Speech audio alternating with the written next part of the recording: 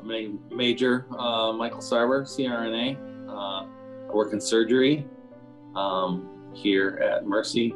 I'm currently an active reservist, so I'm still serving. I'm with the 909 Forward Resuscitative Surgical Detachment out of Fort Sheridan, Illinois. I'm in the position where my civilian job and my Army job are pretty close to the same. I'm an anesthetist here at the hospital and with my Army unit, but with the military comes all the soldier stuff as well. The military and the medical career kind of all began on 9/11, 2001. Approximately 2 weeks after I was in the recruiter's office, seeing what I could do, how I could serve. And then 2 weeks after that, I was sworn in, heading off to basic training as a combat medic. My military and my civilian career kind of mirrored each other. They kind of progressed along the same line. So as I became a nurse, that's when I became an officer in the Army Reserve.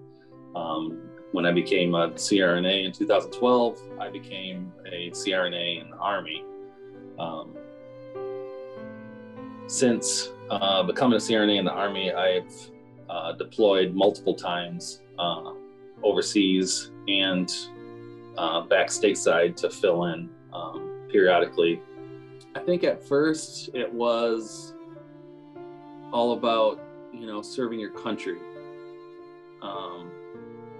And taking care of your fellow Americans and that kind of stuff. But it definitely changed right away to, I wanted to make sure and take care of my fellow soldiers, my buddy right next to me, the guy on my left and the guy on my right.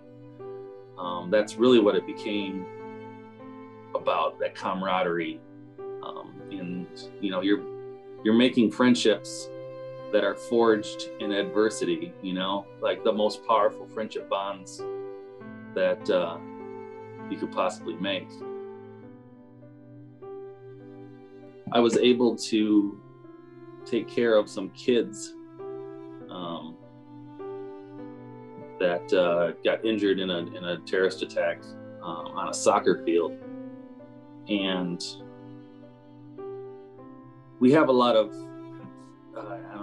as a lot of Americans do, like preconceived notion about Arabs and Muslim people and that. And I can't say that I didn't have anything like that, but I try to go in with an open mind. But taking care of these kids and just how absolutely thankful and grateful that they were and their parents were, because we saved them all. And that it kind of, I don't ever want to get into a situation where you're judging somebody by their culture, and I think that has really helped me to be much more comfortable and much more culturally aware. Having just, like, I don't speak Arabic and they didn't speak English, but we communicated just fine. As a parent to another parent, we communicated just fine. And being able to, take care of these kids, wake them up, get them, reasonably comfortable, and turn them over to their parents. It was something big. A lot of us don't feel like we deserve, a thank you. We were just doing our job, right? Like, don't call me a hero. I was just doing my job. But if you value what a veteran does and what a veteran is, and you see an opportunity to give back, do it. The things that have meant the most to me, it's like going through an airport in uniform and I'm heading to Afghanistan, and I'm not very chipper because I just left my wife and kids, and I get somebody that comes up and gives me a hug, and just says, thank you for your service. You know, it's definitely warranted and appreciated, even if, you know, it doesn't come off that way sometimes. And Veterans Day is a day.